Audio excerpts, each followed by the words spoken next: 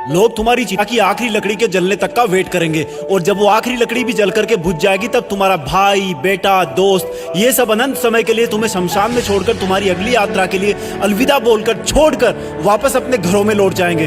कुछ दिन तो तुम उनके बीच जिंदा रहोगे कि अच्छा इंसान था, थोड़े दिन और जी लेता, और फिर समय के भंवर में वो तुम्हें कहीं पीछे छोड़कर आगे निकल पड़ेंगे। वो तुम्हारा वापस आने का वेट नहीं करेंगे क्योंकि उनको पता होगा कि जो एक बार चला गया वो वापस नहीं आता, तो वेट करने से क्या फायदा।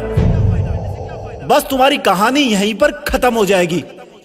तुम ऊपर से देखकर सोचोगे कि लोग कितने स्वार्थी थे, जब मैं उनके काम आता था तो कितने पास रहते थे। आज मैं जब दुनिया से चला गया हूँ तब भी दुनिया वैसी ही चल रही है। तुम्हें अफसोस होगा कि क्या मैं इन्हीं लोगों के लिए जन्म लेकर पृथ्वी पर गया था। तुम उनसे बहुत सवाल करना चाहोगे लेकिन लाख कोशिशों के बाद भी तुम्हारी आवाज उन तक नहीं पहुंच पाएगी।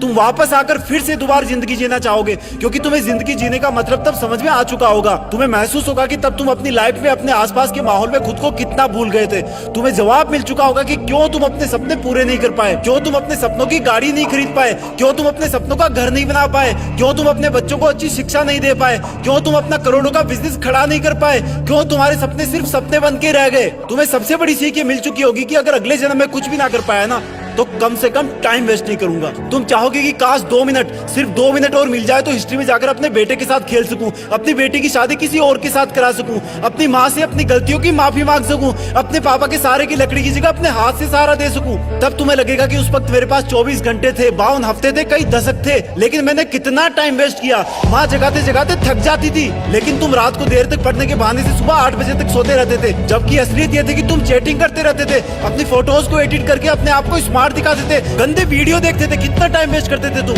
जब माँ का फोन आता था तो तुम अपने जवानी वाले प्यार के साथ बिजी रहते थे और जब तुम्हारी माँ सो जाती थी तब तुम फॉर्मेलिटी के लिए एक मिस कॉल छोड़ दिया करते थे ताकि तुम सुबह ये दिखावा कर सको कि तुमने इतनी रात को भी कॉल बैक किया। Shame on you idiot. तुम हर काम को, पढ़ाई को कल पे टाल दिया करते थे। जो हाथ तुम्हारे बूढ़े माँ बाप को सहारा देने चाहिए थे वो हाथ हमेशा बिना मतलब ही मोबाइल पर उंगलियां फिराने में बिजी रहता था।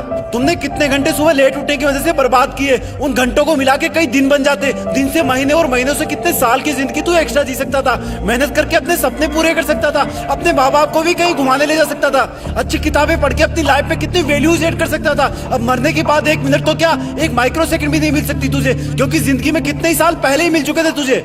पर थैंक गॉड कि ऐसा कुछ भी नहीं हुआ। अभी तुम अभी मरे नहीं हो।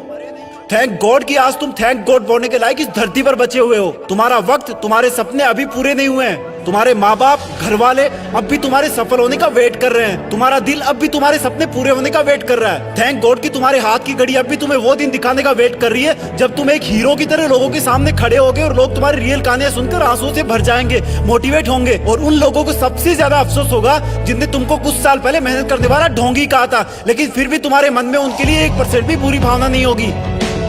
ये अलार्म कल भी बजेगा। अगर तुम उठ गए तो ये तुम्हारे जिंदा रहने का सबसे पहला सबूत होगा। अगर तुम अलार्म बजने से भी पहले उठकर अलार्म को बंद करके अपने काम पर लग गए तो ये तुम्हारे सफल होने का सबसे बड़ा सबूत होगा।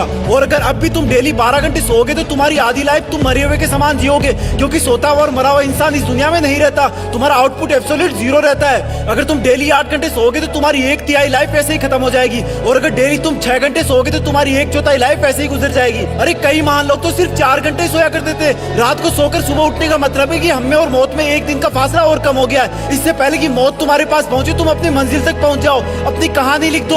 जो लाइफ में करना चाहते हो वो कर लो, पर कम से कम सुबह जल्दी उठना सीख लो क्योंकि तुम ज्यादा जीने के लिए अपनी उम्र नहीं घटा सकते। सिर्फ और सिर्फ बची हुई जिंदगी में टाइम मैनेज करके अपना टाइम बढ़ा सकते हो। तुम्हें करना होगा, तुम कर सकते हो। You can do it. You can manage your time. तुम्हें बाद में पछताने से पहले अभी अपने टाइम को सही ढंग से यूज करना होगा। जय हिंद।